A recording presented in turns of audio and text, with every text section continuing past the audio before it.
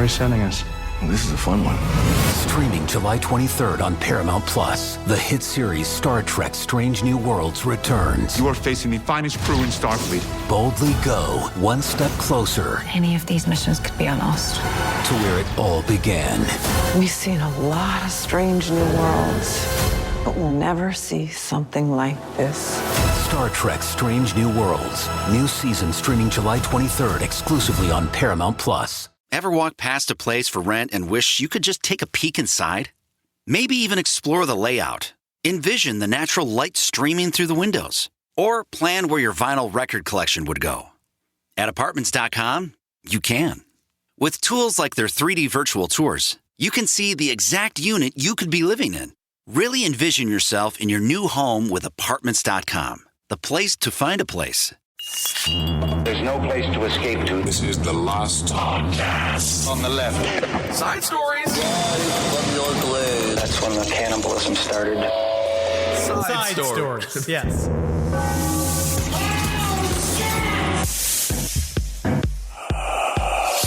Man, Jeffrey Epstein was murdered, huh?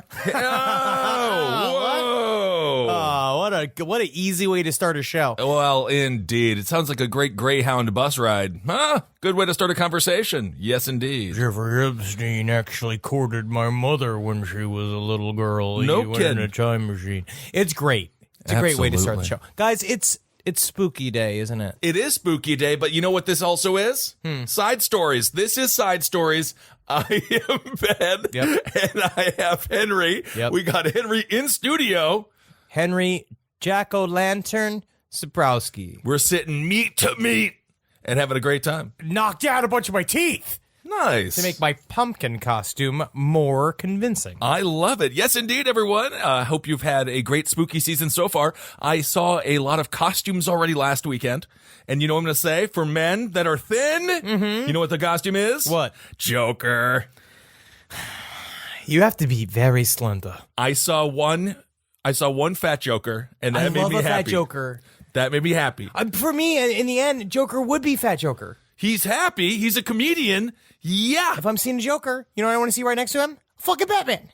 That's true. Long story. Long story. But guys, all right, so I'm gonna be. Let me try to be as explicit as possible. It's not that I don't believe in the paranormal or do believe in the paranormal. I like to have an open mind about it, especially on the show. Well, you have goblins in your apartment. But to be honest, because I've been such a repellent to ghosts, and ghosts don't come to me, I've experienced some spooky dooky stuff, but nothing really significant. I've never really dealt with anything truly spooky. I've been in weird areas. I've been in scary neighborhoods. I've been in old abandoned schools. I mean, to be fair, the scary neighborhoods that you're walking through, all of those people think you're a cop, and they're repelled by you. I make them tense. Yes, you make them tense. Yes, because again, I have an authoritative walk, right? And again, being a short person full of rage, can't wait to speak. We have a short person we're going to speak with this week. We can't actually reveal it yet. I can't even talk about this It's yet. really exciting. Well, speaking of short people, you know who I saw, Henry? Elton John. Is he short? Yeah. You didn't see it? I think that honestly, he seems to be as wide as he is tall. He's cute. He is cute. He's a perfect sphere. But all right, so I was dealing with all of these paranormal thoughts, and I because on the show, up to a point, it's not that I play it up, but I want to expand my mind. I want to accept the paranormal into my life, but I've never experienced it. But when I lost my stupid keys and all that bullshit happened, I got genuinely spooked. Yes. And so I am now I'm in my house and I don't really know what to do. So I listened to several people's advice about how do you handle a noisy spirit. Right? And I didn't understand any of this because it's I was always afraid to give in. So what does your house just smell like? Marianne Williamson's living room now? Is it just full of burnt sage? Because and magic other horsehair? Magic ritual is different. Magic ritual is a way that because I still believe it's from the inside out. I still believe that when I did the rituals I did to get Heroes Reborn, I fucking something about it comes from the inside, right? But this was an exterior force. So if I listened to a couple people and I just straight up, they were nicely ask the entity or whatever the fuck it is to give you your belt back. Right? And I was like, where's your fucking belt? So, like, you were being teased in middle school again, and you just have to be like, give me my belt back. Give me my belt back. As somebody whips it over their head like Nelly, whipping it like a helicopter. You know, it's a good way to equalize ground with bullies in 2019. Mm-hmm. You know what I mean? I know what you're saying. Make gun noises. No, that's sad. That's sad. If I just did my hands doing, you're gonna pay for what you've done. Give me my pencil holder. The sad thing is, I think if you do mime, what do you call that? You just are looking like you're just jerking off a fucking ghost. I think if you do mime cocking a shotgun and fake aiming it at someone, you'll still be expelled from school because you're thinking about it and you're not allowed to have thoughts. Guess what, though? Fucking no more school, dude. Yeah, I'm expelled. I'm a bad boy. I'm working at the ice cream store all day long. Yeah, I don't need a job. I don't need parents. I don't need a future. I got ice cream and my fucking imaginary shotgun. But you guess what? It will turn into a real shotgun. Oh, absolutely. And it'll turn into a full career. That's very dangerous. But that's how you equalize, not in 2019. So, but what did I do? I said, hey, who's ever in this house? First of all, hello. You want some nug? Right. I went, got an incense burner, burnt a little nug on it, right, as an offering, right? Sat in the space. I said, you can do whatever you want to me. You can move shit around, please do. I'm going to put out a camera because I want proof, right? I want to do this. But please give me my belt back, number one. And number two, do not scare Wendy. Okay. Like, please leave Wendy alone. And so I went to bed. Wait, that's a good sleeping. Yeah, got that. Yeah. I woke up in the morning, and what happens to my fucking bullshit? I go through, I was like, Wendy is the belt. belt! Whoa! That's my puppy belt! Whoa! Underneath my workout clothes, I do have a drawer of workout clothes now. Okay. It's a brag. Yeah. But it's no reason for it to be there. My belt was at the very bottom of the drawer. That's ghosts. All right, there it is. That was like, ghosts. I literally, because I pulled it out of the drawer. Well, and Natalie, I was like, this shit wasn't here. When was the last time that you opened up your workout clothes drawer? Because I do know you work out. I'm not saying that you don't. This body is brought to you by 5 days a week in the gym. Not this body. You're not really selling, Planet Fitness to anyone. But no. I do wonder, when did you open up the drawer last? Is it possible again? And I'm not saying that, you got stoned. I'm not saying, you had your house whiskey and then you took your belt off and threw it in a random drawer. Maybe it was in right before a moment of coitus and your brain was not thinking correctly. That's true. And then you just threw it in a drawer and you said, I'm being a good adult here. It's in the drawer. Because sometimes I do play Lawnmower Man with Natalie where I go, frum, frum, frum, frum, with the belt.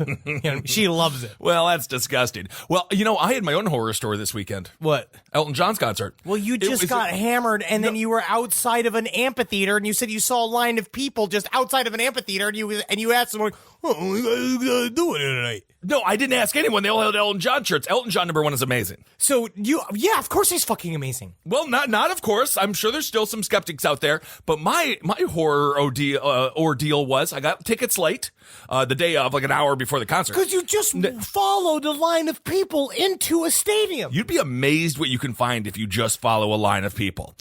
So I'm sitting there. You find the trains to dock out. Well, or the Elton John concert. Yep. So I'm sitting in there, section 16, row G, seat 5. And you know what happened? Everyone, as soon as I walked down, he's singing Benny and the Jets. That's his #1 song. He does not have a lot of articulation anymore. He was doing good when I saw him. And he cannot hit the high notes. Well, who needs those notes? And so I sit down in seat 5, Henry, and my butt barely fit. And the man next to me started yelling because I almost knocked over his beer. And then I stood up. How would you feel if someone bigger than you came and knocked over your beer? You know what you do? #1 is no. You make the noise. #1, you get the 24-ouncer tall boy of Bud Light. You don't get the draft beer at a concert if they're offering 24 ounces of pure, nothing but liquid gold Bud Light. That's what you get. You get the 24-ouncer. I prefer a draft beer. It doesn't matter. It's smaller. It's not as much beer. So I nearly knocked that over. And then the first time I stood up to applaud after Benny and the Jets, they damn near torched me to death. It was like it was horrible. They chased me from the seat. You're Drunkenstein. I was not Drunkenstein. I was entirely sober. And they chased me from my seat. And then I had to go stand in the aisle. And then from there, they kicked me out of the aisle. And I had to go to guest services. And I said, I demand a seat that's proper that I can fit in, ma'am. Oh, my God. And then she said, well, we have some ADA seats. We have one ADA seat. I said, what's an ADA seat? And she said, it's for the Americans with Disability seats. And I said, you know what? According to the ADA, I am disabled because I'm 6'7", 335 pounds. And that, my friend, allowed me to sit in the ADA seats. And I watched Elton John do a great performance, and I cried and cried. You Homer Simpson yourself to 335 pounds. I don't know what happened. I don't think you should be allowed to receive disability benefits just because you stopped doing the treadmill like you promised yourself you would. All I and know your is- rowing machine and just added more BLs. You pretend I don't still have that rowing machine, I'm though. not saying you don't still own the rowing machine. Thank you. But there's a difference between having something and using it. It's like owning a gun, again, Right. and using the gun. And using a gun. Exactly. That's correct. Rowing machine safety. I keep it on lock.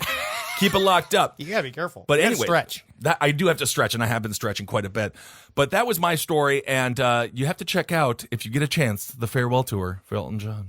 Yeah, stretching with your performance style. Yes, indeed. Thank you for the free commercial for Elton John. He needs it, buddy, because those shirts, by the way, you know, we talk a lot about Shirts are $45. $50, and then also, you know what he has? And this is something that you haven't had to deal with, Henry. Wigs. A tall tax. Double extra large shirts, $5 extra for a double extra large. No, that's normal though. No, but they don't charge if it's a baby shirt, they charge not the. But if it's a small, they charge the same as if it's a large. Well, it's because they're charging you more because they don't want you advertising for Elton John. Yeah, they don't want me as a fan. It's cute for the baby to have the face of Elton John on it. It's cute for a slender, twinkish man to saunter into his local saloon with an Elton John shirt on so he can remind everyone what Elton John used to be like, the kind of man he used to enjoy, a squirrely. I've heard the term otter before. Sure. That is the type of man that Elton John enjoyed. He likes a firm bottom, but he likes a big top. There you go. Well, anyway, nonetheless, It's I Halloween. digress. It's Halloween. That's the most important thing. I'm so scared.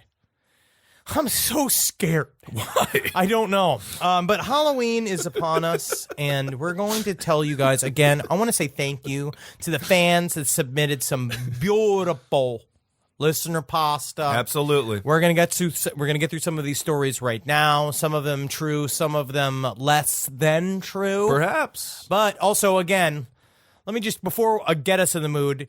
I understand that the Music Box music, I just want to say, yes, thank you for the information. I understand that the Music Box music is not just some haunted music box that came out of a crypt. I know that it's real music. I know apparently, but I've now heard several people have said several things. So I've heard the love song by Henry Mancini. That's what I've heard. I've heard that. I've heard it's the theme from Dr. Zhivago. I've heard it's from some techno song. I believe it's called the Illuminati technique, the illumination technique. Do you know what it is, Travis? No, I've only heard the first two. It's like it's like the Illuminati, the illumination technique. It's techno. I've also, people, you guys will say anything.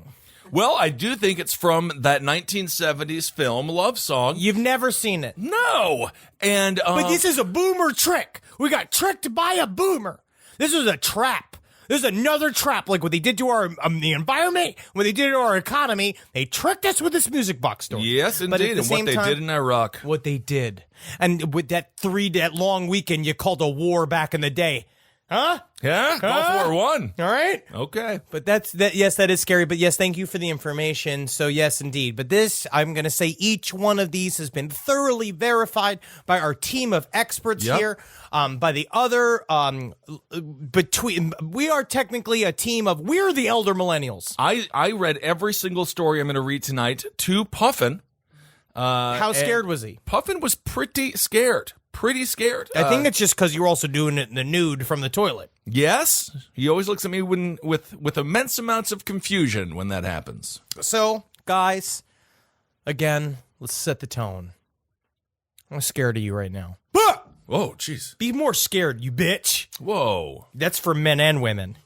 All right? Even though they're trying to make bitch illegal in some places, but I ain't going to let them do it because it's a fun word to say. Well, sure. In Okay? reference to a dog, perhaps. Sure. Yeah. But what I'd like you to do is I'd like to go, I got this is a free advertisement for a thing called an auto grinder. This thing mills Hold on a the second. weed. Listen. You have gotten Until so it does. lazy Yeah. that you can't grind your own weed. I'm harnessing science. I'm harnessing the powers of science. It's like harnessing the sun to kill a bunch of ants, or if you got a magnifying glass, killing a bunch of people. Okay. So I went and we got the fucking dice up. I've been now layering between a sativa leaning hybrid and a sativa into one single joint. Put some keef in there, right? Save it at the bottom of your grinder. Get all that fucking, get that magic lice, right? That's what I'm calling keef, right? Okay. Get that magic lice. Put a little bit on your lips. It makes your lips all numb. It's bad for you, but it's good for you at the same time, right? Cheeve it down, okay? I want you to go get yourself some of that fucking nurse. Put it inside your lungs. Smoke it. Don't vape it. It's better to smoke it. I know some of you are trying to fight smoking, and technically, maybe in a way, they say weed might be bad for you in the long run, but in the end, you know what's also bad for you? Fucking bullet in the head. Well, yeah, I don't think anyone's ever compared anything that's ever been bad for you to having a bullet in the head. But that's how we're the all going to final go, thing. right? No, that's not how all of us are going to go. That's This a very few whole percentage of people goes. generation's going to choose to go like that because we're braver than the last generation. I actually we will think that choose suicide. We're braver than the last generation, but the generation before them, I think, was quite brave. Yes. The World War II generation. Because they made the economy, they made the atom bomb. Yeah, People that's like brave. Dyke. That's brave. Yeah. Very difficult to do. But we're gonna get into some phantom fettuccine. So remember, if you're at your office, tell Carol to go fuck herself. The expense reports will get there on Friday. Button your shirts all the way down to just the one. I'm gonna do it as well because I'm wearing a button-up shirt today. Yes, you To are. there's one button at the very bottom, and the ends of your shirts are just covering your nipples, so your fucking boss can get off your ass. Mm-hmm. Right? Allow the cold drafts from the office go underneath your breasts, men and women. It's like J-Lo's green dress at the Oscars. Remember that when she wore They that? invented Google Images because of that No dress. kidding. So, get yourself in the headspace. Remember, again, you're vulnerable. Oh. You will be murdered by someone or the government. Let's get creepy. All right, let's get creepy with it. Here we go. Henry, would you like to start it off? Fuck you. All right. Is that scary? It was a little scary. You do have some good jump scares today. Our friendship is scary. That's not so scary. The human-faced hermaphroditic demon cat. Ooh. Now, this is a true listener pasta. Written by Mallory in Kansas City. Thank you, Mallory from Kansas City. Try the barbecue. Stuck in rush hour traffic on I-35, I was listening to last podcast and left. Henry read a listener email that described an unsettling encounter on the side of the road with a human-faced cat. My blood ran cold, and my heart filled with dread, as old memories flooded my thoughts. I'd once lived with that human-faced cat. Whoa. I was 13 years old, a painfully awkward only child with parents battling through contentious divorce. In some kind of attempt to comfort me, my father brought home a stray cat that he found wandering the streets. This cat was unusual. He had long white fur with rusty orange spots, bright blue eyes that were slightly crossed, and a disgusting pink nose with 3 black freckles on it. Oh, His tongue was too big, and it hung out of his mouth. that's cute. It is cute. Yeah, so far so good. His tail took a 90-degree turn just a few inches from the tip. He was undoubtedly male, with fuzzy little scrotum that was clearly visible. But most distinctly, this cat had alarmingly human facial features. I named him Steve, a human name for a human-faced cat. Okay. I moved with my mom to a rural town with one whole stop sign. That R-worded cat was my only friend out there. Oh. Shortly after the move, Steve went missing. I was devastated. After weeks of violent storms and historic flooding that nearly destroyed our house, I knew in my heart that he could not have survived. Steve was gone forever. Oh, no. Exactly 3 months later, I woke in a cold sweat. I had dreamed that Steve came back. I was confused. This should have been a happy dream. Instead, it felt more like a nightmare. I ignored the feeling of impending doom and tried to forget it. 3 days after the dream, I walked outside and there he was, staring at me with those crossed blue eyes. It was the same cat, same color, Same spots, same nose with the same freckles, same tongue sticking out at me, same bend at the end of the tail, same creepy human face. There was something different, though. Something we couldn't explain. This cat was female. No fuzzy scrotum in sight. Lost the scrotum. Yep. Which is, it happens to men. It does sometimes. You gotta be careful. Yeah, absolutely. You gotta get that T90. You gotta do T90. T90. Yeah. We welcomed the cat back into our home. We laughed about our gender confusion. Oh, I think it's P90X. Never mind. Yeah, T90X. It's from like the Terminator or something like that. Something like that. I thought, or it's one of those like T lady like porn films. Oh my, yeah. I was frequently left alone while my mom worked 2 jobs. The cat I once adored now made me uncomfortable. I hated being alone with it. Always staring at me with that human face. What are you? Where have you been? What happened to your fucking balls? I noticed unexplainable things happening around the house. Small things at first, like a missing belt, or a brief glimpse of a dark shadow. Then bigger things that were harder to ignore. Things like lights turning on and off by themselves, doors slowly creaking open and suddenly slamming shut. I started experiencing terrifying, vivid nightmares. Night after night, waking up in tears, silently screaming as I was completely unable to move, paralyzed in absolute fear. My life was miserable. My mom remarried and we eventually moved back to normal civilization. The darkness lifted. The cat went missing again. Oh no. I'm now 30 years old. For years, I've written these experiences off. It was just a cat with chromosomal abnormalities and the wild imagination of a bored kid. Then I heard you talking about another person seeing this human-faced cat, and I can't deny the complete and total terror I endured with that monster. I now feel obligated to warn you all. If you encounter a human-faced cat on the side of the road, turn and run. Do not invite it into your home. Ooh. Amen. I don't know. I actually think human-faced cats are quite cute. There were some human-faced dogs people were sending me pictures of. I think that's weird too. It's nice to have a animal, but also with a human face, you can feel like it's not sad or pathetic to just hang out with that creature. I don't care for them. Well, I've seen them and they do seem pretty haunting. No, but we never figured out what happened to the cat's balls. You see, that's where I'm scared. Yeah, that's because they're just floating around somewhere. Unless it never even had the balls, it was just some fur. Maybe it was some burrs or something like that was down there. When they not castrate, when they neuter a cat, they don't take the balls? Yeah, they do. That's the whole thing. So it could have just been scooped up by another family and then been neutered. Yeah, but then it also seemed like it was missing the other part too. I don't know. Well, very good story, scary stuff, and what we have to do now is put on our little Bob Barker hats and say, remember, get your animals spayed and neutered. Yeah, do it, because what happened is we had a friend who has a Chihuahua, and they didn't get the dog spayed. Are you kidding and me? they didn't realize that the pussy becomes filled with gunk, and it becomes all of the eggs turn into like this liquid slurry that actually gum up the entire hole, and they literally have to go in and remove the whole pussy. Oh, this is completely true. No, I understand.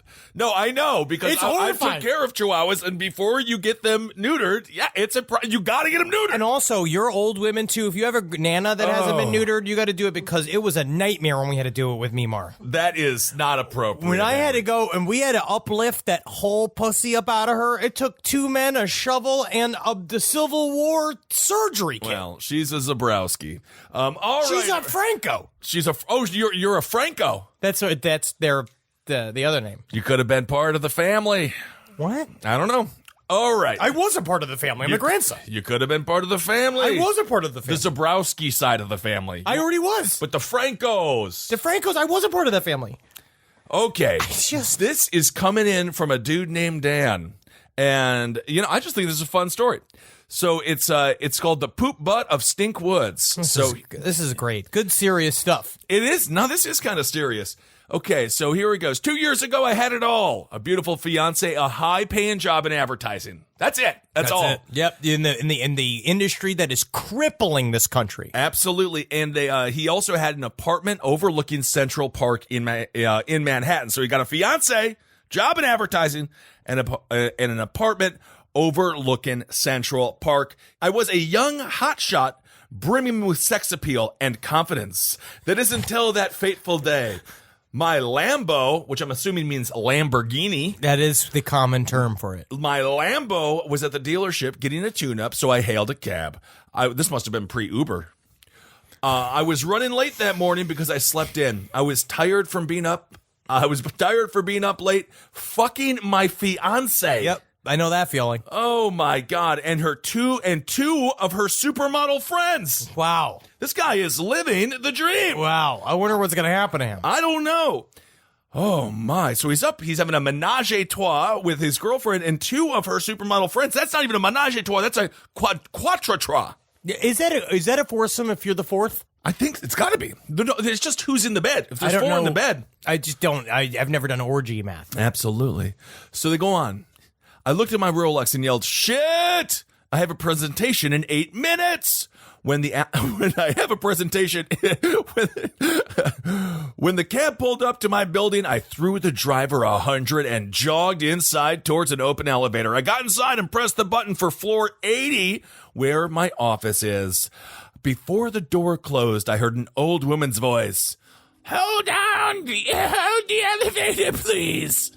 Very good character work. Thank you. I do like that voice. Hold the elevator, please. We made eye contact. She was 15 feet away and moving slowly with a walker. We've all been there, but you gotta wait. No, one of these fucking actual human centipedes was in front of me while we were coming out with the cab, and she took like a full, I want to say 2 light cycles to get across the light. You gotta wait for them. That's what they've earned for living such long lives. They're asking to be murdered. They want to be released. They do not. They want to walk slow. I was already late, so I hit the closed door button and said, "Catch the next one, you old bag." Wow. This guy is gonna get screwed. As the doors were closing, she pointed at me and whispered, "Poopy butt. Poopy butt."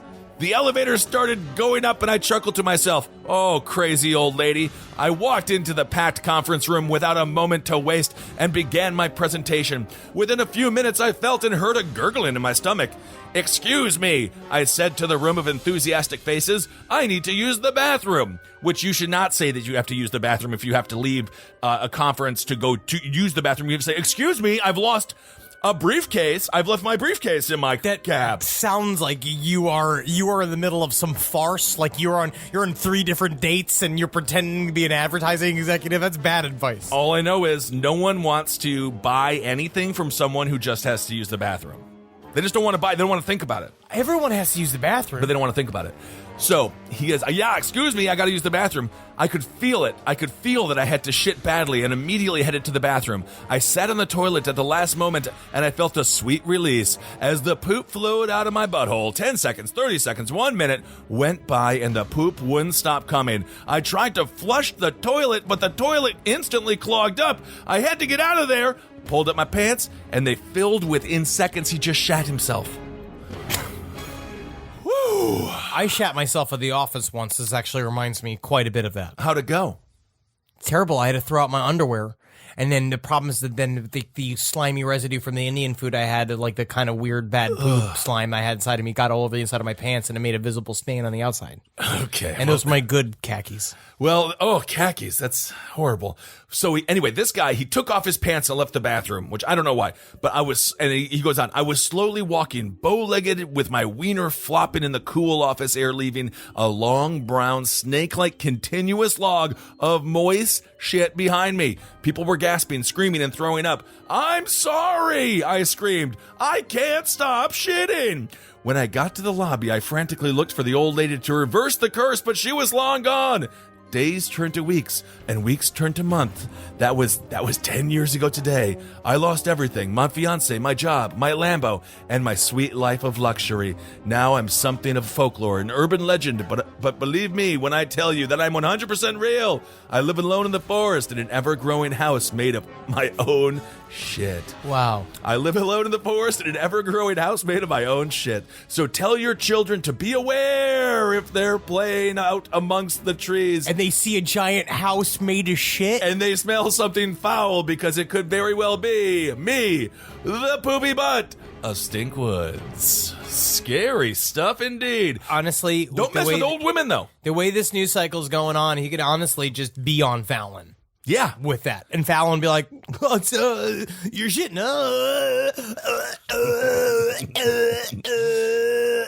I beat my wife. But you know what I gotta say?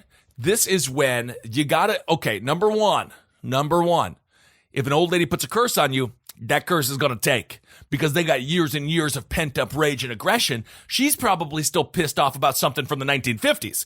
Maybe this reminded her of when her former boss closed the door on her as he went up to the penthouse to go wine and dine some businessmen. And meanwhile, she lost out on millions of dollars because they kept her as the secretary. I would also say it's really important to learn to seduce old women that look like Roma.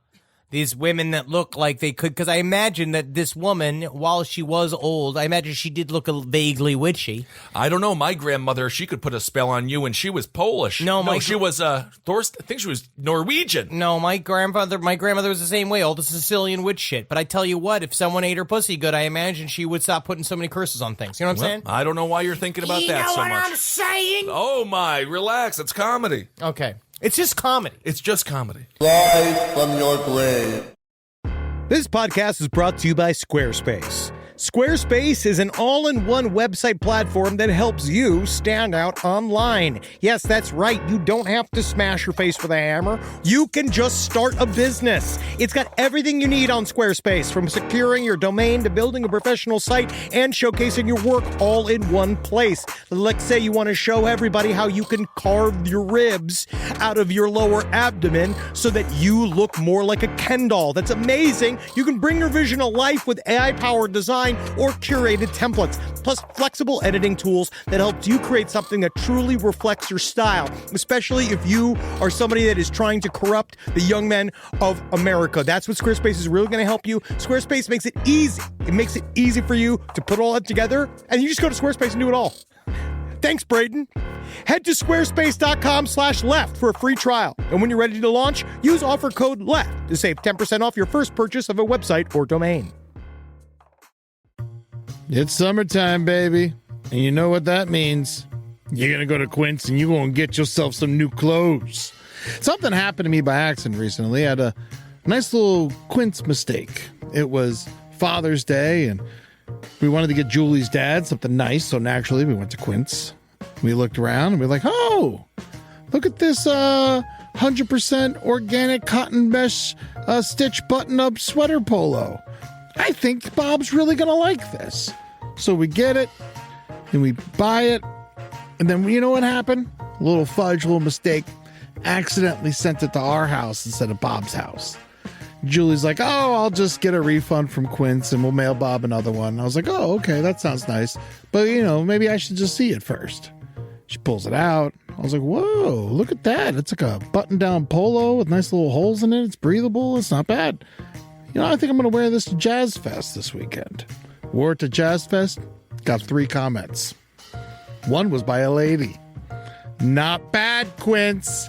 So get your hiney over to quince.com and treat yourself good and feel good. Look good this summer.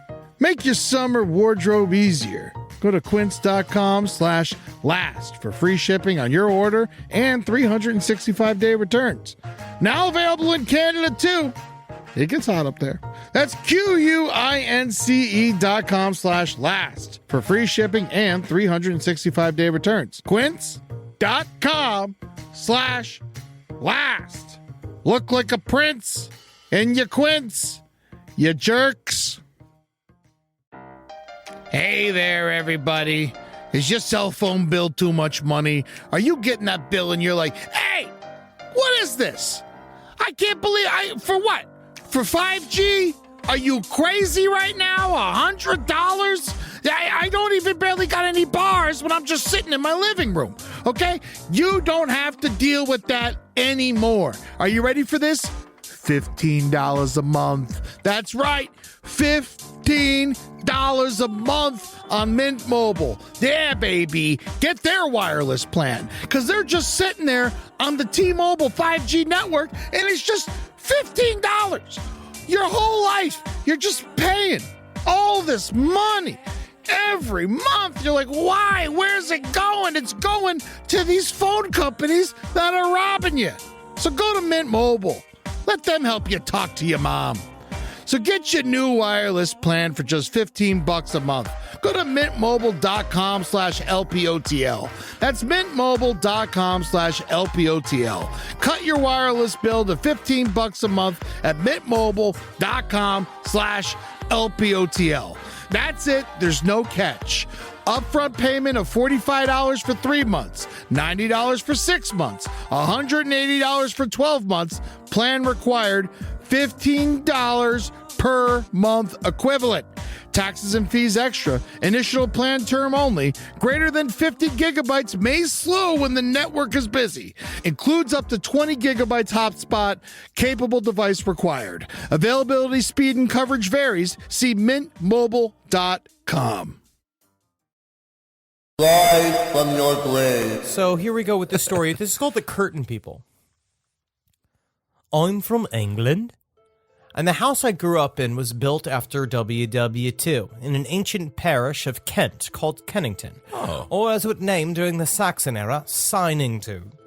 There's a 12th century church a short walk up the road that was used as a resting spot for monks on a pilgrimage to Canterbury, hence the local pub being named the Pilgrim's Rest. Among the ancient history, the parish is dotted with Stuart, Tudor, Georgian, and Victorian houses and schools. So you got to know the gist of how old this part of England is, so God knows what my house was built on. And I believe this could be the only explanation for some of the shit I saw and experienced there, and some of the surrounding area, but that's for another time. Oh, that's another time. My earliest memories in that house were of the Curtain People. My bed used to face the window of my room, and the moonlight would come through just enough that if you stood in front of the curtain, you'd be perfectly silhouetted in the light. And that is how I would see the Curtain People, except they would be behind it. Every night I would watch these perfect shadows act out these silent scenes in my room. I know I was awake, and they didn't frighten me yet. They were completely silent and seemed to be oblivious that I was there. I would watch them like a movie. They were always different. Some of the figures had hats like a bishop would wear, and sometimes there would be other objects like an altar. The tall hats is what I remember the most, and the kneeling and bowing of some of the figures. Other people would enter the scene and some would leave. Like I said, it was like a movie. My mum would hate having to come into my room at night, as I would give a running narrative of everything that was happening behind the curtain. She would pull back the curtain to show me nothing was there, and she was right, there wasn't. But as soon as the curtain fell back, they were there again like they always had been. That was until one of them came out from behind the curtain. Now remember, this is what it said. The very top of this letter said, Henry, you like the real one, so here's a real one. If it's not real, I'm crazy. Here's a real one. I had called my mum into my room like I did most nights. I couldn't sleep, and the Curtain People were being too interesting not to watch, and I needed the toilet. So my mum came to take me to the loo, and as I got out of my bed, a small girl came into view, and without skipping a beat, I watched her slide out from behind the curtain, climb down from my dresser, and walk silently across my room. She was a white, faceless shadow, and she was wearing clothes like pajamas with her hair cut short. As she walked across the room passing me, she motioned, putting some kind of gown on, and then got into my bed. She turned to the wall and simply faded away. After that, I would often wake to find her sitting at the edge of my bed just staring. I was never scared, because I didn't understand that this wasn't normal. Just frustrating no one else could see them. She was the only one that ever came out, thank God. Soon the other Curtain People frightened me. The things they were doing seemed mean and upsetting to my 4-year-old self. I would see women weeping, what looked like arguments between men with lots of angry gestures. Soon they were fighting, and people being struck in the face, people being beaten and scolded. It was violent.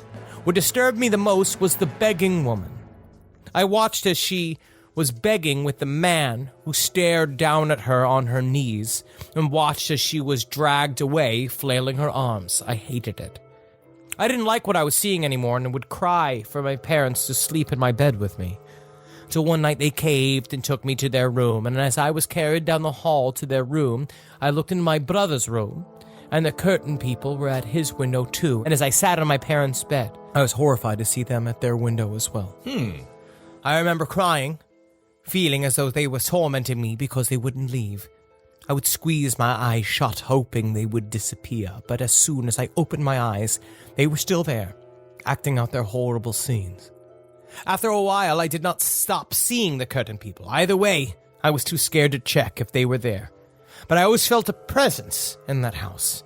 Even as an adult, if I ever wake at night, I'd look at my curtains first, just to check they aren't there, even though I left that house years ago. Speaking later as an adult with my older brother about the things I saw, he too relayed experiences about being watched by a girl in pajamas as he tried to sleep. I hadn't even mentioned her. Wow. Now I have my own child. Whenever he cries in the night, I enter his room with caution, as my mum probably did. More so since last week, when I went in to see him and he was sat up in bed, looking at his window, and said he was watching the dancing. This made my spine shiver, but seeing as it is a different house, I'm hoping that these are just the babblings of an imaginative 3-year-old. God, I hope so. Whoa! That's fucking dope. But I Very used to see cool. weird shit as a Shadow kid. people. Curtain people. I used to see weird shit as a kid. Of course. Absolutely. Do you not have any of those weird kind of childhood illuminations? I remember being very sick. I want to say I was sick, but I remember seeing shadow people essentially dance in the shadows of my nightlight. Sure. I kept a nightlight for a very long time. How long? 25. Really? Yeah, but then it was just the burning of a cigarette. Okay. No, I mean, I definitely remember feeling a whole bunch of spooky, scary things. Children are very susceptible. Their brains are still forming. Our brains are getting too closed up to experience anything. I think they're being calcified with booze and weed. Ooh. All right. This story, this is coming in from Emily. Oh, does she want you to say her name? I'm not saying her full name. There's how many Emilys are there in the world? What's her last 18 name? million? No, that's the dead giveaway. What's her last name? I'm not going to tell you her last name. Who's the whistleblower? No. That's why, by the way, remember when I got arrested for helping that little man through a turnstile? Yep. Because I had an open warrant for drinking on a stoop, which I paid a lot of money to live in that apartment, and I think I deserve to be able to drink I'll on my always own remember stoop. the time that you got the ticket for drinking on the stoop, but the cop said you could finish it. They were very sweet. Yep. Long story short, I got arrested, and then I was sitting there, though, before they were like, whatever. I was like, okay, why is this taking so long? They said, oh, yeah, there's a lot of bends. So we're searching. I was like, I think you're probably not searching through all the bends. Yeah, why are you Kissel. searching through all the kissels? There's 8 of us in the world. That's not true. I found one. You know who's another Kissel? He's a singer. Brett Kissel. From what kind of genre? I don't know. He's a new country singer. I did Zany's Nashville. Thanks for coming out, by the way. And he took a picture of it. He's like, who's this other Kissel? And he's like, I'm the first Kissel. And no, I mean, I don't know. He didn't say. I think How I'm old older. is he? I think I'm older, although he has kids. Yeah, your first Kissel. Yeah, but he's just cheating by making more of them. Yeah, absolutely. But no, that was very, very nice. Brett Kissel. Check him out. All right, here it is. Emily, she says she's told this story to a couple of family members and friends before, but she never thought to send it until now. So here it goes. That's what she says. I grew up in rural northwestern England. I had a very active outdoorsy childhood and played outside a lot, as the kids need to do still. Got to get people out there. I think kids need to be reading more. I would put that out there. I think kids should be reading on treadmills. If you get them active but reading, why can't multitasking. They could do both. They no, could do both. but I mean, I just think kids need to get more time. I don't know, stretching your mind, stretching your legs. It sounds like you have some dystopian hell future lined up for whenever you have a child. I'll be read and run. Read and run, son. She goes on to say, when I was 9, I was hanging out alone. I was hanging out alone in a field by my house when I saw a figure slowly walk over the hilltop. He was massive, with black wings and red eyes. I stopped and stared for a moment, thinking it was a trick of the light. The slight shine of his wings made me think it could have been someone carrying trash bags, but it wasn't. So, you know how people just carry trash bags. Yeah, that's what I do all day. But it wasn't. I looked as he came closer, and his face was distorted with black and silver markings. His eyes were so red I could feel them boring into my soul. I ran home screaming after that. It took me years to explain to anyone what it was that I had seen. It's one of the most vivid memories I have, and I have never been able to explain it until I saw a picture of the Mothman and heard descriptions. My idea is that perhaps there is more than one being or entity that falls under the Mothman descriptor. Either way, it was terrifying and has stayed with me for the last 10 years or so. Very good. She saw another Mothman. Of course, I think there's probably 30 Mothmen. I really wonder what is the entity that is the Mothman, because I think a lot of times, we've talked about it on the main show often, is the idea that, the universe and our conception of reality is complicated. Sure. And so these things could possibly be multi-dimensional things where in their world everybody's Mothman, and then they just kind of poke through every once in a while. But I don't know. Again, it's all conjecture. I believe that paradoxes are important, because people that are afraid of paradoxes are people that secretly desire absolutes. And I think absolutes are a thing that are very dangerous. I think the universe is a little bit more wiggly than we want it to be. Absolutely. That's why when we go to Mars, Henry, you think about this. We're the aliens. And maybe in Mothman world... Dude, they've been thinking about this since 1955, since fucking Ray Bradbury wrote the Martian Chronicles. Yeah. All right, it's not a new idea. No. Ray Bradbury had it in 1956. But when Mothman, when they come and see us, maybe they think, ooh... Man, they didn't got guard hairs on their cocks. But apparently Mothman's got a huge cock. Really? From all the stories I've read, all the fucking biographies, all my encyclopedia entries I've read. Okay. Now I had to throw some aliens in there, because as is my wont, and this is also from a officer of the U.S. Navy. Cool. So this is somebody that I really like. I love this shit. We love our troops. We have to, yeah. I love the troops. I love the troops. I would like to do a USO tour, but I feel like we're so aggressive that if we just go to the battlefield, we're going to start signing up for the military, and it'll be like the movie Stripes. I think they're going to make me admiral. They could. Here we go. Now, this is another true story. The lights were always out there. Ask anyone who's served in the Navy and has done enough time at sea, and we've all seen them. We've got stories about strange visits from the lights. These weren't satellites. They weren't regular aircraft. Nothing on our planet moves the way these things did. They hovered for long periods and would shift their course on a dime. These craft were brightly lit. They changed colors as they moved, and most importantly, made no noise and left no radar signature.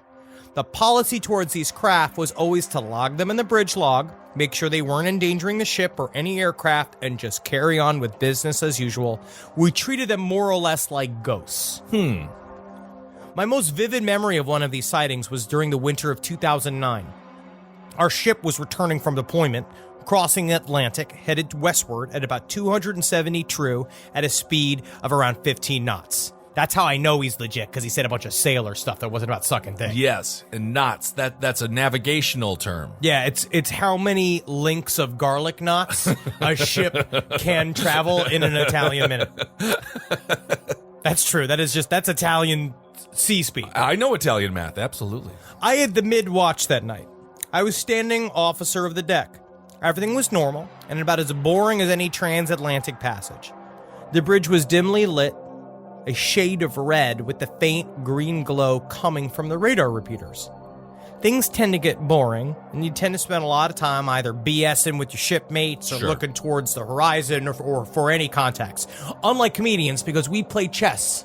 Of course. Talk of books. And talk about global international affairs, because comedians are on the front lines of what we should be doing now. Comedians are more important than soldiers. Yeah, absolutely. I just want to put that out there as a fact. Just throw that out there as an idea. On this particular evening, our banter session was interrupted by what originally looked like a normal surface contact off the starboard bow, bearing about 020 relative. Normal protocol in this kind of situation is to track the bearing drift on the contact and start taking radar readings and do the math to make sure we don't hit the vessel. Yeah. The contact looked typical at first. Faint light, staying relatively still, probably a merchant craft headed the same way we were. Then things started getting strange. Normal lights on any craft on the ocean were either white, red, or green. This thing was bright orange and yellow, like it was on fire. We quickly noticed that something was off about this object and contacted the tactical action officer at combat to see if they were tracking this thing. I asked if it was squawking any signals identifying who it was or what kind of vessel it was. The TAO had no clue what I was referring to, as this vessel, now well within surface and air radar range, was not showing up at all. Whoa. We checked our military and commercial radars on the bridge, nothing. The lights got brighter and brighter still. My next step was to check the charts. Who the hell knows? Maybe this thing's some random lonely piece of land, a lighthouse or something. No, we were in the middle of the goddamn Atlantic Ocean, no land for days. The lights kept getting brighter. At this point, it was just a solid ball of orange and yellow light. It was brighter than any ship would ever be while steaming at night. As the contact grew in size, I kept calling into the TAO to see if anyone had anything on this contact. Nothing. As far as our instruments were concerned, this thing didn't exist. It was at that point that I stepped onto the bridge wing and took a look at this thing through the big eyes, our ship-mounted large binoculars. What I saw made absolutely no sense. When you see something that defies logic, your brain does something where it immediately tries to rationalize what you're looking at. In this particular case, what I was seeing was what looked to be a large geometric structure surrounded by fire. That was too big to be a ship, both in length and height. My brain tried to tell me what I was looking at was some sort of large oil rig or building. There wasn't any other explanation. This thing had definite angles and was massive. As we continued approaching it, the object just kept growing and growing. Eventually, this thing looked to be the size of an office building. It still showed no radar signature and didn't appear to be moving in any direction. It just sat there. I kept staring at it for what must have been 10 to 15 minutes. The object grew and grew and became brighter and brighter. A massive, fiery building in the middle of the ocean. I remember trying to contact it on bridge to bridge at least once, but it was just radio silence. Then just as quickly as this thing appeared, it was gone. It vanished into thin air. Imagine looking into the darkness and watching as a giant ball of flaming light was just snuffed out like a candle. That's exactly what happened in this case. This thing left no evidence that it had been there. No radar signature. Nothing for our instruments to record. It was a ghost of a sighting. As far as the TAO was concerned, this thing wasn't worth waking up the captain for. Because how long it takes for him to put on his hat? Oh my god, 15, 20 minutes, easy. When you're on deployment, the CEO gets to little to no sleep, and God forbid if you're the officer who wakes them up over a nothing story.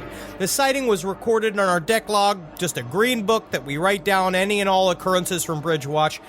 We all went back to our duties and registered it as just another visit from the lights. The crew wasn't shocked or even scared by the event. We just see so many strange lights out at sea that this was just another nothing event. Whoa. We still saw the lights. Night after night, we'd get our visits. They'd circle the ship, do their thing, and just vanish. It was normal. It wasn't frightening. It was just part of the job. The noises from the ocean, those were a different story. The noises scared the living shit out of us. That's it. The bloop! Wow, there it is. Very scary. United States Navy. They are on the front lines of UFO and paranormal studies. They actually did a really in-depth study of the bloop, and they found out what it was. It was Gerard Depardieu farting in his tub in France. Whoa, my God. Well, you can just believe how much wine is contained in the guts of Gerard Depardieu. Fuck you, Gerard Depardieu. Well, fuck you. Remember him in My Hero? He went water skiing. Okay, this is a... Is that the one where he's the giant and Billy Crystal's the gnome? No, that's not right. The giant is George Mirasan. Is George Depardieu, is that the one where the guy... Isn't that the movie where he pisses in a jug and he drinks it? No, that's what Bear Grylls does, because he goes out with the camera crew, and when he's all isolated... By the way... He just likes drinking piss. That's the thing with the Bear Grylls thing. I actually watched a little bit of it, but the whole thing is, it's so alone... But there is craft services. You can almost see it right out of the cameras. Oh yeah, out of the camera's Every view. once in a while, you see the Toblerone pyramid that they have at the very end of the table. My goodness gracious. Okay, this story comes in from Tiffany, and she says it's short and sweet like Henry. Sometimes I'm sour. I believe that. Oh, my goodness. Now I'm just thinking about Elton John. After every song, he stands up, and he's got such cute little arms, and he's just like, huh? And then the crowd, they turn the lights on in the crowd, and they go crazy. I mean, I was going crazy, too. I was screaming. Yeah, man, it's Elton John. God. Okay. I mean, I'm glad you were affected. I forgot how many great hits he had. They're all hits. They're all hits. He left a bunch out. He did leave a few, although he hit the big ones. Okay, this is coming in from Tiffany. The dark. I have always been afraid of the dark. I don't know if it was... What do you think about the dark, Henry? Like a dark room? Yeah, are you afraid of the dark? In my home, I'm not afraid of the dark. I don't really fear the dark as much as what's inside the dark. But I very rarely get freaked out inside of a dark room. I have a sensory deprivation tank gift certificate that Jackie gave me that I have to use soon. Oh my God, what's the point? It's fucking, you feel it, dog. And you got CBD lotion they put in the water, dude. You don't even fucking feel the difference between you and the fucking liquid, dude. But does anyone make sure you're not drowning? Yeah, there's got to be some papers you sign or something. Yeah, that say it's fine if I drown? I mean, if I want to commit suicide and tank this fucking sensory deprivation tank company, I can, I guess. That's my liberty as an American. All right. Well, Tiffany doesn't like the dark.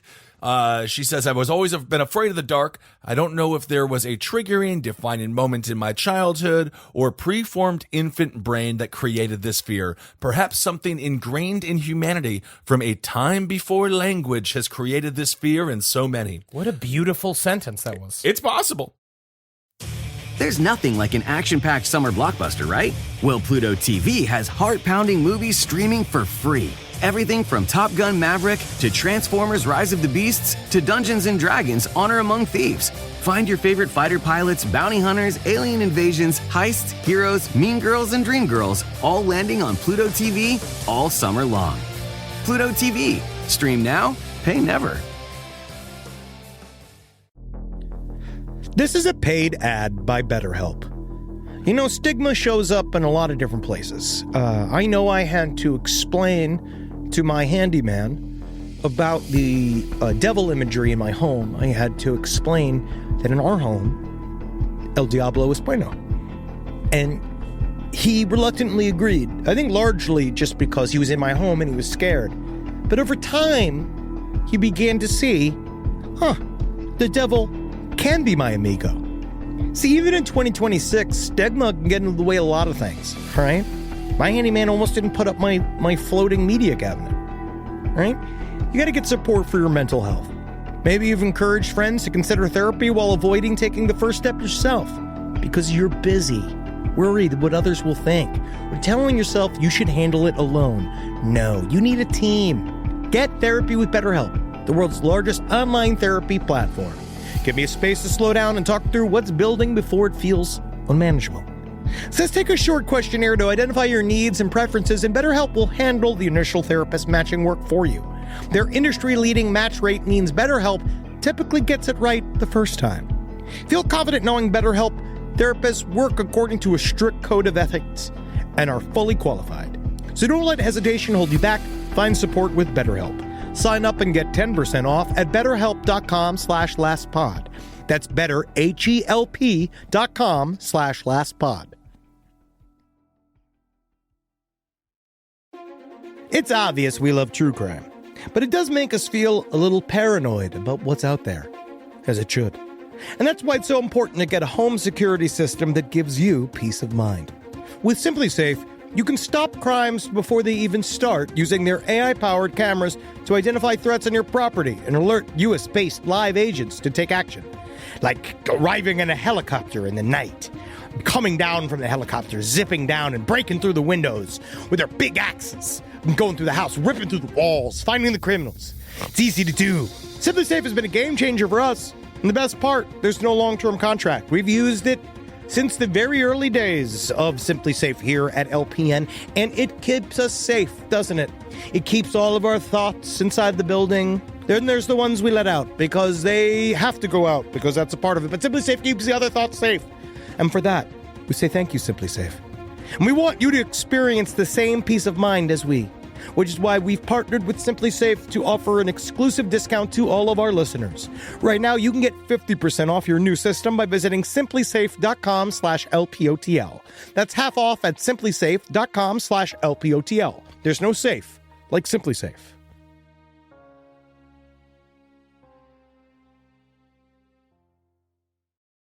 I remember as a young child avoiding the dark patches between the hallway lights when I would run into the kitchen for a glass of water at night, refusing to look into the blackness of our exposed windows onto the dark night that encircled my house, my neighborhood, my world. As a young adult living alone, I always kept a light on. A kitchen light above my sink and hanging paper lantern in my bedroom. Be careful, though. That's a fire hazard. Well, yeah, I mean, it sounded like it was an electric one. Okay, well, I hope so. I like candles. But you got to be careful with them. Yeah. Any fireman will tell you that's the cause of 99% of the fires that exist everywhere. Firemen will tell you anything to get laid. By the way, Henry, what's going on in California? You got to be careful out there. It's dry. Oh, my. Okay, so she's got a paper lantern in her bedroom. Soft enough to sleep through, but just enough light to chase away the dark in all except the very corners of my room. Once I woke up in the middle of a stormy winter night to total darkness. My power had gone out. The darkness swallowed me, and no matter how hard I tried, my eyes could not adjust to the abject blackness. My body prickled with cool sweat, my stomach a hard knot. Fear held me tight. Fumbling through my bedside drawer, I finally found the large flashlight my dad had given me as a housewarming gift. See? Everyone laughs at the dad gift. I want a tactical flashlight. Sure. I mean, love that. You know when the dad gave her the flashlight, she was like, "Thanks for the flashlight, Dad." Now the power's out, and then she's surrounded by blackness, and she's scared. The best part of a flashlight is that if you ever get lonely, you can stick it inside of yourself. Oh, right. So she found the flashlight that her dad had given her as a housewarming gift. A weapon and a source of light in case of an emergency. That single beam of translucent white piercing the darkness was enough for me to find a restless sleep through the remainder of that night. But now I love the darkness. It covers me like a velvet blanket. I feel the security of the blackness that my vision cannot pierce. I feel the comfort that the darkness provides, the perceived safety of the unknown, the peace of being invisible and maybe hopefully just one day forgotten. Oh no, the light! The sliver of whiteness cuts through my darkness, a sharp slice. The sliver is growing, a triangle of white against my world. The light bullies my senses and my vision returns. And now I see my chain around my too thin ankle. And now I see him, it, coming towards me. I don't have any wine, Gerard. Wow, there it is. The dark, very spooky tale indeed. But then Gerard's like, I don't drink wine. It's like Dracula. But then when it turns out, it's again, this piss. Okay. All right, now this is actually a pretty creepy story. Again, this is a vaguely real one. Let's see what this guy says. Last winter, in order to escape from reality for a while, I packed up all my shit and stocked my family's cabin in the Colorado Rockies. Suffice to say, I was falling into some bad habits and needed to get my mind right and get away from a certain scene for a while. Okay. I totally what it means. When I was tagging, the whole graffiti scene, they keep pushing each other. It was me, Banksy 2. Yep. There was Chanksy. Mm-hmm. Me and him. Me, Banksy, Chanksy, and Don't Tanksy. forget about Credit Union. Oh. I was having fun with my graffiti lore. I don't know how they get all the graffiti on the top of the buildings. They climb. They're young. I don't know. But I understand getting involved in a scene that you got to get out of. Mm-hmm. The cabin sits on a few acres of wooded hillside in a historic ghost town. There are 2 cabins on the property. The lower cabin was built in the 1920s, while the one up on the hill was built by my grandparents in the early 80s.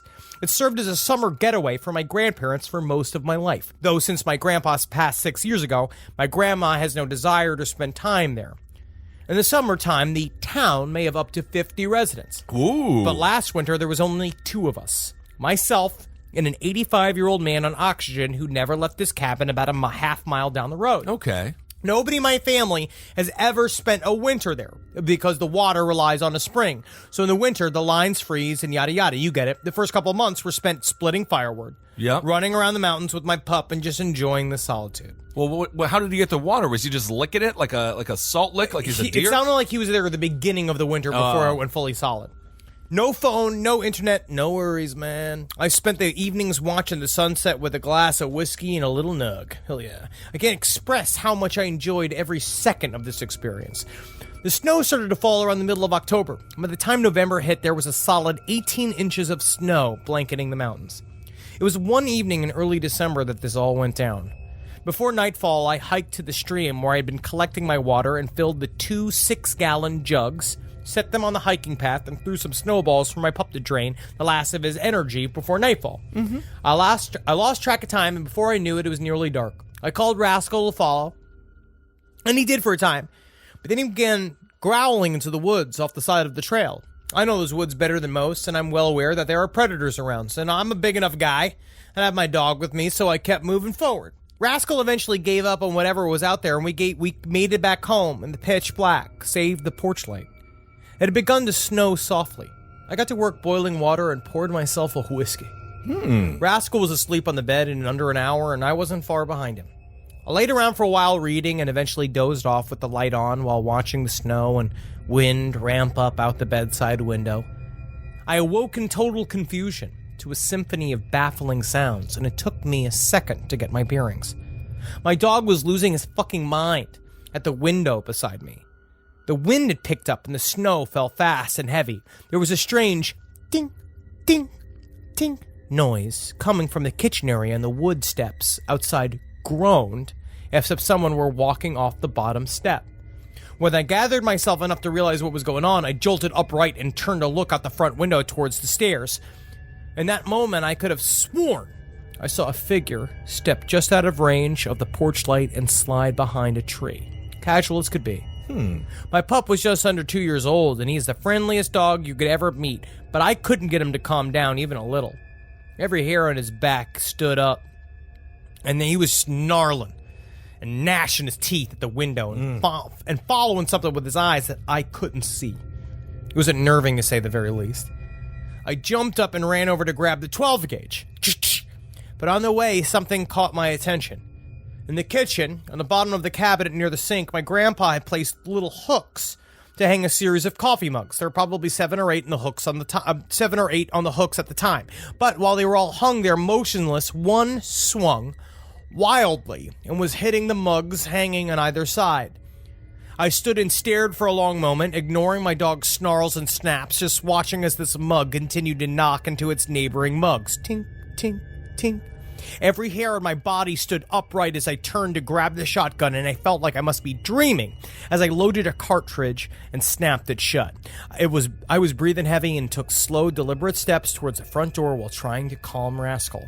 It was no use. I stopped and looked out onto the storm through the front door, and it was snowing so hard that I couldn't see anything more than 10 yards past the porch in the snow. I took a series of deep breaths, raised my hand to the knob, and as I twisted the handle and pulled the door open, there was an enormous crash on the back side of the cabin, and the lights faltered for an instant. Rascal immediately fell silent, jumped off the bed, and hid behind my legs, visibly shaking. I must have been shaking furiously at this point too, but I had to know what the fuck was happening outside, so I swallowed hard and stepped out into the cold. I grabbed the spotlight I kept on the porch and clicked it on. I yelled in the storm that I had a gun, and if anybody was fucking with me, they better leave. When I was satisfied that nobody was out there, I decided whatever that crash was out back could wait until morning. Okay. I put on some music and stroked Rascal until he eventually fell asleep on his head. Okay. High hope. Oh, you get close with your dog. Okay. When I finally began to relax, something happened that still chills me to think about. Rascal snapped upright and let out a slow and low growl, apparently watching something crossing the living room. The goosebumps I had in that moment were legendary. Rascal stood up and lowered his head, still growling at whatever he was sensing, and then it happened. Beep! I couldn't place the sound at first, but then it finally clicked that I nearly fell out of my chair. When I was a kid, my grandparents were staying at the top cabin. The rest of the family would sleep at the lower cabin. And instead of yelling down the hill when it was dinner time, my grandpa installed an intercom system between the two cabins. and that's exactly what the noise was. There's a few problems. First, the power to the lower cabin was cut for the winter. Second, the lower cabin was securely padlocked. And last, but not least, the fucking intercom hadn't worked in at least 2 years. None of this crossed my mind in the moment. Beep, beep, beep. I could hardly stand up to walk over to the small intercom box, but eventually stumbled over to it and without thinking at the time, held the talk button and basically screamed that if there was anybody in the bottom cabin fucking with me, they better be gone before first light. I stood back and waited only a moment before I heard the sound of someone keying the talk button on the other end. They just held it and didn't say a word. I tore the plug out of the goddamn wall, turned every light on the cabin on, and sat in the middle of the living area with a bottle of whiskey and a shotgun while I chain-smoked cigarettes until the darkness turned into a dull gray and the snow subsided. And that was the scariest night of my life. I looked for footprints in the fresh snow, but found none. I still have no explanation for the crash on the back porch. I went to the lower cabin with the shotgun, and it was still locked with the power still off. The property is snow-locked from October to April, so I checked the main road for sled tracks. Nothing. Odd things happened every now and then all winter, but nothing as intense or scary as that night. But then when I recapped the story to my family, my grandma got stuck on one detail. She laughed and told me that I handled it better than she would have, but she wanted to know which coffee mug that was swinging on the hook.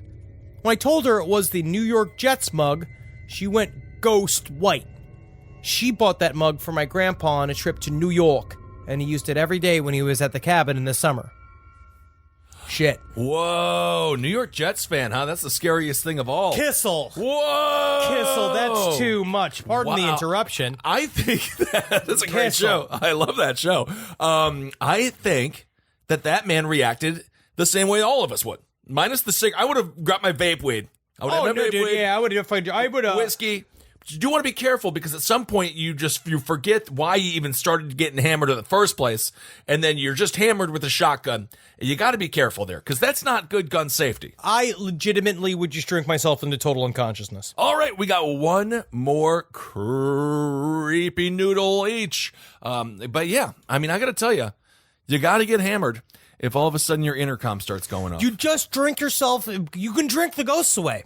Yeah. I mean, you can't drink the ghosts of your family away. No. They're still there. No, they become ghosts once they say bye-bye, and then you're like, when did they leave? It's like Home Alone, but you're an adult. Didn't I have a daughter?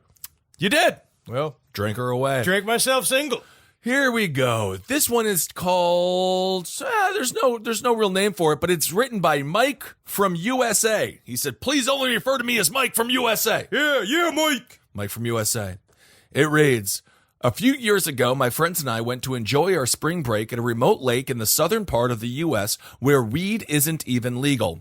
We brought tents, hammocks, and, of course, ample substances to fuel... You just said hammocks like a robot. It's a hammock. Hammock. Yes, we will go camping. With hammocks. Going camping with a teepee. It's a hammock. It's a hammock. Hammock. Weird.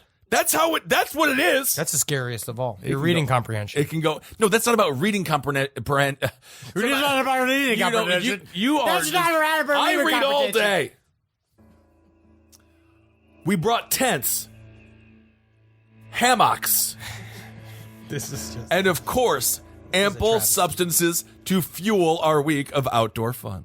As we were unloading beer from the cars to our campsite, a U.S. Army Corps of Engineers truck rolls up and the ranger leans out.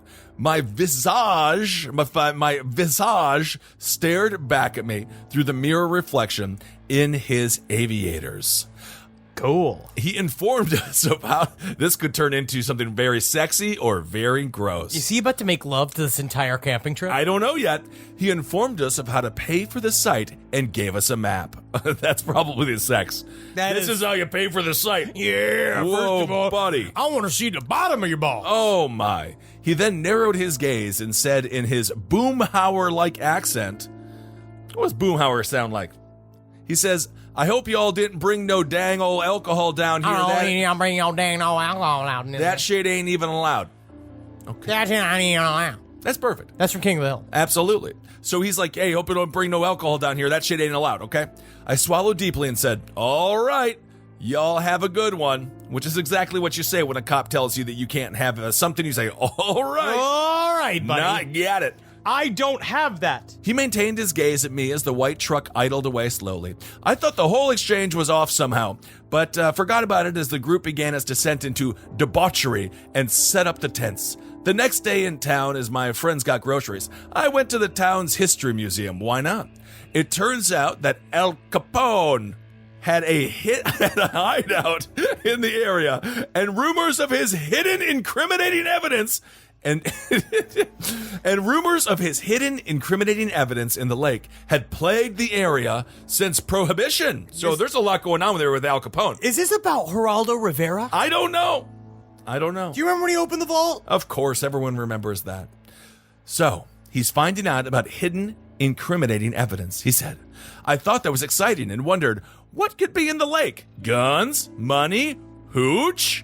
I needed to know more. I went to a local brewery and sparked up a conversation with an older man, asking if he knew about the legend of Al Capone's treasure.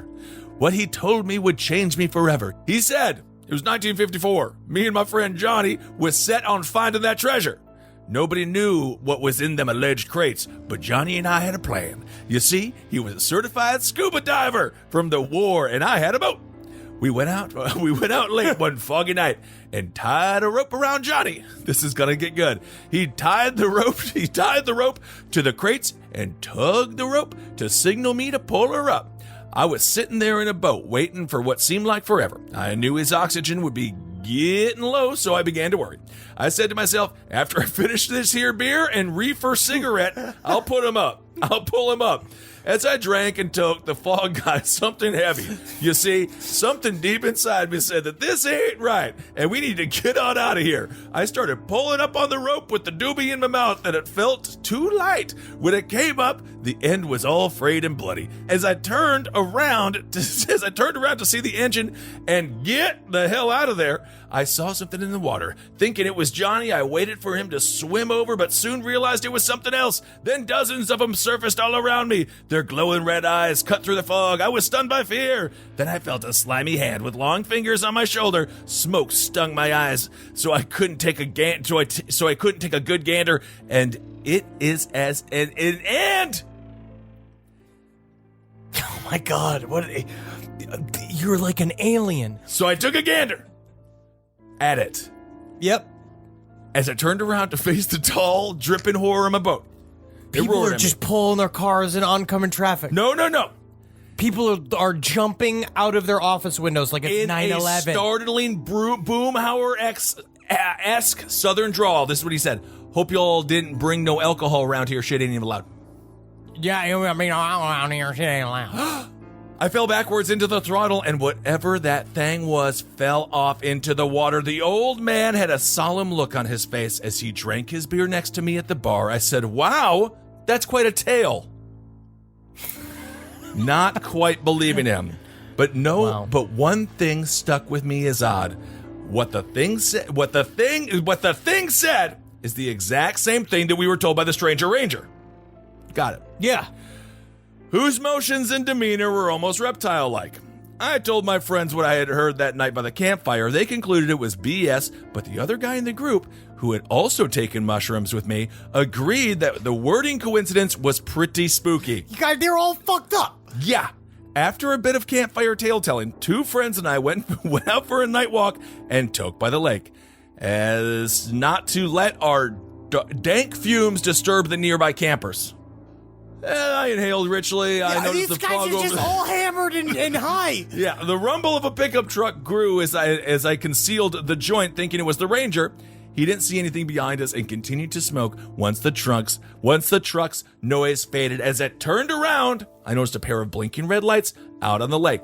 I tapped one of my friends on the shoulder to look, but before I could say anything, the park ranger exploded out from under the water like a missile. The red dots at the center of his mirror shades blinked as if he had contraband-seeking thermal vision. His hands and feet had amphibious webbing, and he had gills on his neck. As he collided with us and pinned us to the ground, he said, "It ain't even allowed." I blew smoke in his face, which seemed to stun him long enough for us to get away.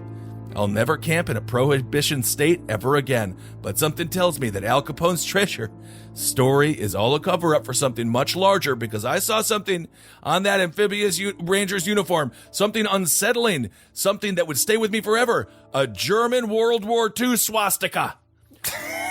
The patch with German text underneath translated to Prohibition Officer Unit 696666420. How is he making this Why up? would the Army Corps of Engineers have a base in the middle of nowhere, though? I don't have any answers. I know I'll find them or die trying.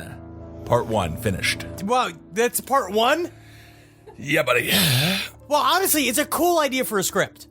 It's literally it's about Nazi zombies. Yes, it's Nazi. The creature from the Black Lagoon, but Nazis. Yeah, but it's like that Dead Snow movie. I love that movie. It's a great movie. Again, we could do 2 more episodes of these. Oh, sure. We got hundreds of submissions. So if you didn't get yours we read through pretty much all of them, and they're absolutely great. We just had to pick and choose, and Kissel and I just randomly, we both have like a list of them. We're just randomly choosing them. And again, that's sidestorieslpotl@gmail.com. We love your fucking emails. We truly, truly love them. It is, it's so cool to have very creative and fans that are plagued by scary things. Oh, yeah. I have a story about something terrifying that I witnessed during my time in Afghanistan, other than all the war shit. Oh, wow. That's very scary. Absolutely. Packs of roaming feral dogs are a very common sight in southern Afghanistan. They make their way into bases and combat outposts in search of food. Small children try to sell them to you on the streets. Needless to say, when I witnessed the phenomenon I am about to describe, I brushed it off, eventually, as just another trash-fed Afghan street dog. It all started what I would consider a typical day. We were sweeping the road for IEDs and building a small bridge over the Helmand River. At some point in the afternoon, an Afghan elder brought us a wheelbarrow full of goat meat wrapped in what was essentially naan bread, like little goat burritos. Ooh. He told us the food was to thank us for the new bridge and keeping the Taliban out of his village. Against our better judgment, about half of the platoon, including myself, ate the goat burritos. We were so sick of MREs and not being able to take a shit but every 4 days, as MREs have an extreme constipating effect. Unfortunately, for those of us that ate the goat burritos, we had an issue quite the opposite of constipation for the next 24 hours. Another poo-poo story. There's a lot of the other one was a dookie story too. Yeah. There was probably, of the ones, there was 25 stories that had to do with asses and shit. Yep. Because it's 2 a.m. the next day. I've been shitting my brains out for hours since the goat burritos. Nevertheless, it was my shift to conduct fire watch and patrol around outside the tent. One thing I will always remember about Afghanistan is how beautiful and full of stars the sky was. Southern Afghanistan is extremely rural. The homes are made of mud and other materials from the Helmand River, and there is little to no electricity. Because of this, there is no light pollution, and the sky lights up at night with millions of stars and colorful patterns. I have not seen anything like it before or since. Nice. We were staying the night at a very small patrol base, no more than the size of a children's soccer field, called Combat Outpost Rankle. It was eerily quiet that night, and my lack of sleep combined with the endless goat burrito diarrhea seemed to have a slightly hallucinogenic effect on me. I took a wooden ammo box to use as a toilet to berm on the edge of the outpost. The tops of these berms are lined with razor wire. On the other side of the berm was a long, abandoned mud house with blown-out wall. It was in the middle of my 23rd molten lava shit of the day, and then I heard it, a long, deep, rumbling growl. I jumped off my makeshift toilet with my pants still at my ankles and readied my M16, scanning the top of the berm, and praying I would not have to shoot a dog charging at my exposed dick and balls. What I saw instead was still frequently visits my nightmares. A drooling beast with glowing yellow eyes so bloodshot they looked as though they were bleeding was crouched atop the berm, its head poking in between the razor wire. It had only patches of fur and a completely hairless head. The little fur it had was oily and matted, black and gray. The animal had actively bleeding gouges all over its body like you would see on a bear that just fought another. A substantial pool of drool was collecting under its open mouth. It was bigger than any dog that I had ever seen, even as a former Newfoundland owner. Wow. This beast looked closer in size to a bear, but with bony thin legs and huge paws sunk down into the fine Afghan sand.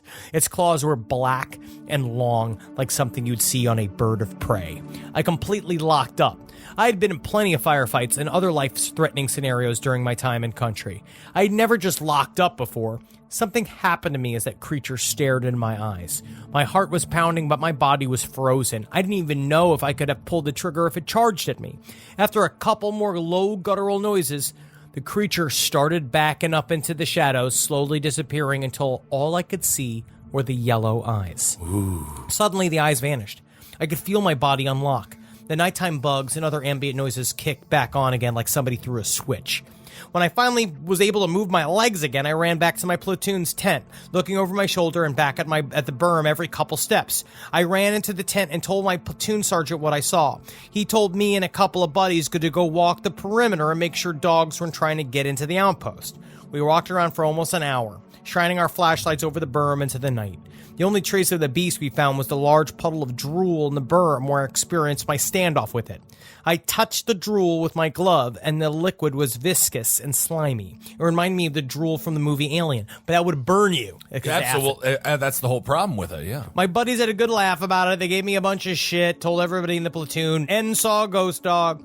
I eventually came to the logical conclusion that it must have been one of the feral Afghan dogs that we see every day. Maybe just a large alpha, and the sleep deprivation made it more in my mind than what it actually was.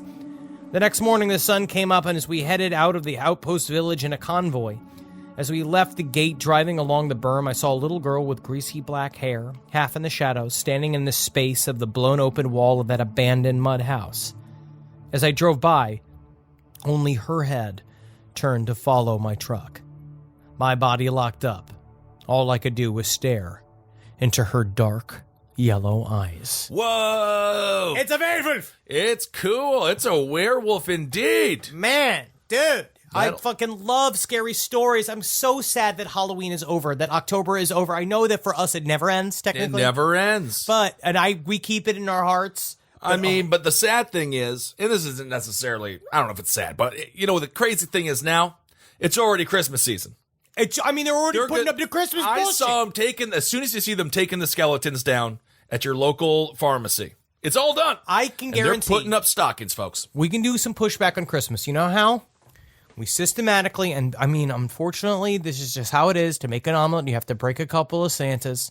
We get a couple of these mall Santas and we string them up and we set them on fire. I don't think that's a good idea. And I think the we mall try to Santas are the ones who are killing Christmas. They're all crazy. We find ones that want to die. We find ones that sign consent forms. No, but ones with cancer, ones with long rap sheets, ones about to... Have you seen the documentary about mall Santas? Yeah, they're all criminals. They're sad. They're like anybody who likes having somebody sit on their knees. Now we're going to get, because I'm certain that we have mall Santas that listen to the show. I am not certain about that. I hope that we do. If you do, write in again. I want to hear your mall Santa story. I almost did it. I could see that. There was a period of time where I almost did it. I was pretty desperate for cash. Yeah. But I would say this, we line up a bunch of these willing sacrifices, and we burn them in front of a Michael's, in front of a Joann's, and we show that we're not fucking around. And we show them, if we're willing to kill these humans, what do you think we'll do to all these precious decorations? Oh, my goodness. Well, that's a good point. I'm not against the Christmas decorations. Christmas should be 12 hours long. It's just, I would say, why does starting Halloween... in December, you can start putting Christmas decorations up. Sure. It's once a month. You get a month, because now this is Thanksgiving month. I wish that there was a Halloween hangover period that would allow the functions of Halloween to continue to November 15th. But the problem is, if you are a Thanksgiving person, you love your family, you like to go eat a lot of food. You got a big family. I love Thanksgiving. Thanksgiving gets totally screwed because October's big time. Everyone loves October. Everyone loves Halloween. And then Thanksgiving, Christmas is trampling all over it. Yeah, it's got a tactical flashlight up its butt. Yes, it does, which is good. Again, when the power goes out. Yep. So thanks to all the moms and dads out there that got their kids gifts that the kids scoffed at first until they needed them. And thanks to the moms and dads that put it in the V and became moms and dads instead of just putting it in the B. Well, I don't know about all that, but or don't. Because we got too many people. It's a tactical flashlight. We have too many people on the planet. You can run over it with a car. Just 6 or 7 Santas set on fire in a parking lot is going to send a message. They're always running over the flashlights with a car. Have you ever ran over a flashlight? Has a flashlight ever been run over? What are you talking about? The tactical flashlight commercial. Oh, whoa. That's just to show how strong. That's just bragging. No, I know, but no one's ever... It's not a real scenario. No, I know that. But it just shows that you could be real fat and sit on it and it won't break. Side stories, lpotl@gmail.com. Let me know if you ever run over a flashlight. Are you fat enough to break a flashlight with your own butt? Let us know. Let's find out. I want to know. But now, man, we have letters for days. We're gonna keep. I'm probably gonna still going through this. But yes, no more creepypasta submissions. If you could halt them for now, because the time has passed, and we now have a many for the future, and we're going to read through creepy emails as we go. I like reading creepy emails. Absolutely. And of course, you can send the stories you want us to talk about to the email address aforementioned. And if you have a hero of the week, put in the subject hero of the week. And of course, if you have a hero of the week song you want us to play, we always do. Yeah, we always do. Feel free to create it, because you're all very talented artists. Very talented. So we have tickets available November 8th for the Death Becomes Us Festival. Kissel and I are going to do a super special, hyper planned. You should see the costumes and the sets we have built for Side Stories Live. You would not believe the amount of work we're putting into this show. The nice thing about, is it going to be good? Is it going to be bad? Elton John, you know what I had? High expectations. And you know what he did? He exceeded them. For us... Set it low. Set it low. Low and slow. Let's go low. Let's limbo. We're going to be in D.C., and that's going to be the fun part. And because who knows who we'll see and who I can throw a bag of shit at. If you know Stephen Miller and you would like to have him invite come him on to the stage, show, I would love throw a bag of shit on him. Honestly, if you guys know Stephen Miller and can invite him to the show and tell them this is a Republican show, honestly, that we're super pro the whole administration and we love his tactics, butter him up, say we do hashtag Stephen Miller light, people that we think that look like Stephen Miller but aren't hot enough to be him, that kind of shit. Yeah. Invite him to the show. We'll take care of him. Sure, whatever that means. Yes, indeed. All right, everyone. Well, we'll cover him in whipped cream. Woo! Like Varsity Blues. Get your tongues ready. All right. We got that show. New Orleans. We still got some tickets left. Go late show in New Orleans.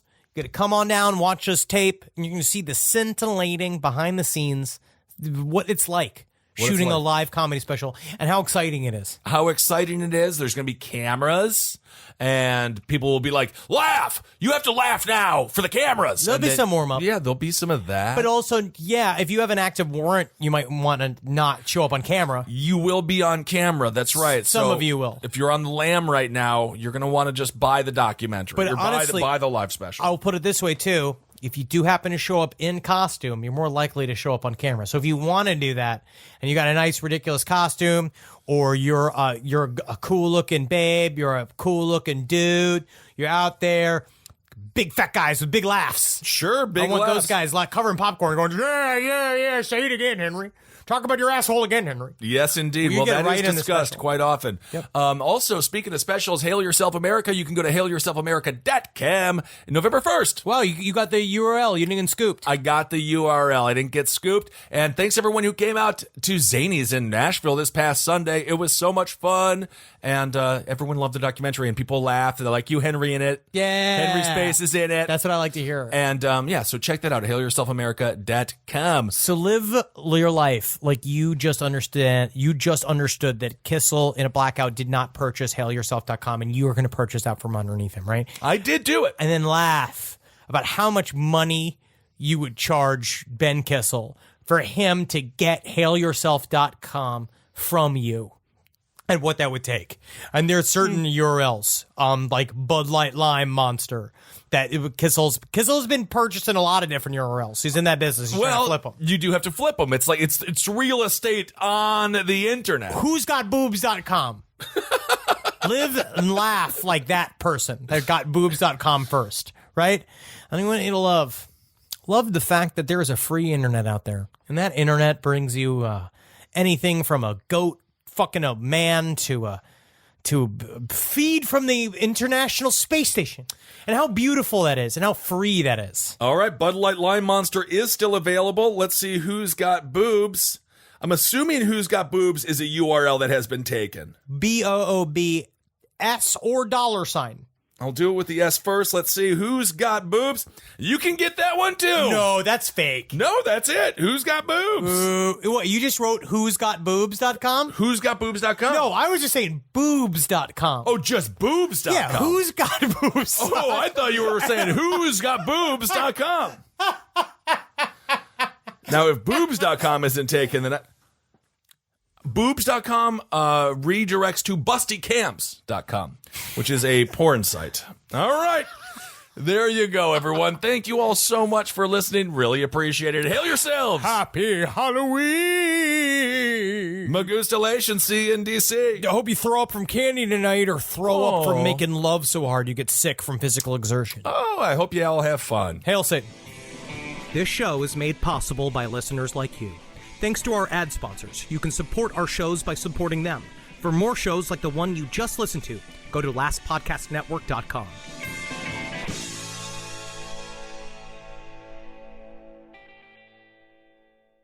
Hey, podcast listeners. Mr. Ballin here to let you know we are now publishing 4 times a week on my podcast, Mr. Ballin Podcast, Strange, Dark, and Mysterious Stories. That's right. You'll be getting 4 new episodes a week covering unbelievable mysteries, chilling true crime, and stories so strange they sound made up. But they aren't. They're all true. Don't miss an episode. Listen to and follow Mr. Ballin Podcast, Strange, Dark, and Mysterious Stories wherever you get your podcasts or on YouTube. Breathe in. Feel the sense of calm that comes from having up to $300 in overdraft protection with GoToBank. Now... Did you say $300? Yes. Now, back to our breathing. So if I overspend my balance, GoToBank has my back up to $300? Yes. Can we breathe out now? Less worries, more zen, with over $300 in overdraft protection. Tap to open an account today. Eligible direct deposits and opt-in required for overdraft protection. Fees, terms, and conditions apply.